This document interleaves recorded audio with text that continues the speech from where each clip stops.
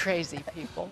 The Covington High School student who was the center of a confrontation with a Native American activist back in January is again going after the media.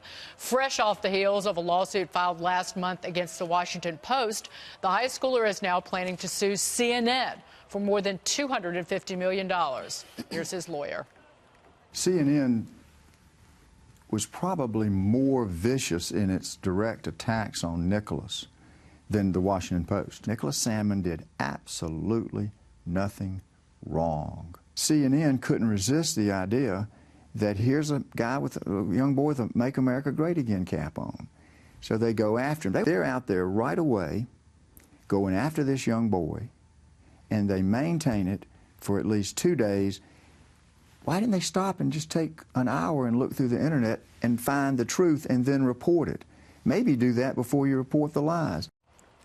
Maybe do that before you report the lies. Greg, do they have a case, you think? I don't know if they have a case, but the lawsuit is necessary because CNN is incapable of learning. They repeat the same mistakes, which are these divisive efforts to cancel people out. If I were at CNN, if I was Jeff Zucker, I'd sit everybody down and go, do you want to be part of this new trend of, like, basically publicly blacklisting people, ruining their lives? Because if no one had put the brakes on this, that kid's life would have been ruined, and anybody who happened to be a Trump supporter would be next. I mean, consider how this would have turned out if there wasn't other video. CNN never would have taken a breath. They moved on from Covington to Smollett, you know, and they even if you go back a few years, their anti-police narrative, they could have learned from that, but they didn't. You know, and so this banishment craze that they're on, and what they could have done to this kid, even if the lawsuit is, you know, without merit or whatever, maybe it will cause them to sit down and think about it. Just think about, do you want to be part of this mob, of this new trend, or do you want to actually sit back and think about what you're doing? Because it's going to happen to you. Diana, you're shaking your head. I'm nodding. Yes, I'm agreeing. Because the Washington Post was also sued by the same group before, on behalf of the young man. And the Washington Post published an editorial, an editor's note, I should say, that said we shouldn't have done that. We should have done more reporting. And so they're trying to at least address this so that when it does go in front of the judge, and they might say there is no standing here. And I don't know. I'm with Greg. I don't know how it will turn out in court, but if they had not filed the lawsuit, nobody would be talking about this story. Exactly. Lawsuits drive coverage and news, and even if they don't get $250 million from CNN or Washington Post or whatever, putting it out there for all of us to talk about is worthwhile. And the money amounts are meant to send a message to media organizations, like your journalists shouldn't be belching bile on social media, part of the mob, when they don't even know it's true.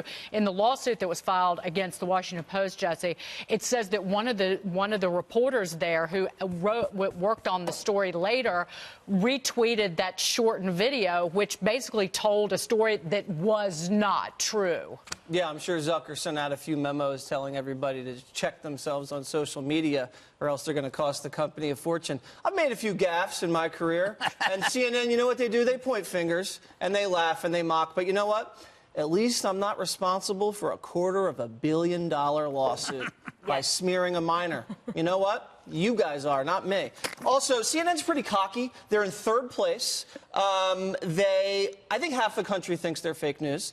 And now they're facing a multi-million-dollar lawsuit. So what they've done now, and to Greg's point, which I think is a great one, they now don't necessarily target popular people, famous people, talented politicians. They go after the little guy. Do you remember the woman that got the Russian bot or whatever, and she answered it, and they cornered her? They go after anonymous people. They unmask random people. Remember the guy that did the funny video on YouTube of the body slam? They put out his personal information. They go after minors. That's who they're really going after, and that's bullying. And they always call out the bullies. They're the bullies. Are the people over there, Juan, so irretrievably stupid that they don't know to take a breath? If you're going to go after a teenager, high school junior, not a public figure, but a private figure with something, if you don't know the whole story, you're just going to lambaste this kid and try and destroy his life. Don't they have one breath of a revelation that they shouldn't do that? I just think this is a meritless lawsuit, and I think this kid's being used by the right, and I don't know who this lawyer is, but it sounds to me like there's a gravy train now, Washington Post, CNN. He's become a hero to people who associate this with any media injustice against the far right and against Trump supporters. But the key for me is I'm sorry, if CNN and all these news organizations did this to me and told a story about me and basically rained hellfire down on me and my family and all of my buddies in school, my backside would be pretty chapped too, to the tune of, so far, $500 million. No, you wouldn't. Yeah, it would. I tell you what, I think if you felt that way, Dagan, you would say, I want this over, and I want people to know that they were wrong. But then so you'll get that, Let me just give me a second. So here's the thing.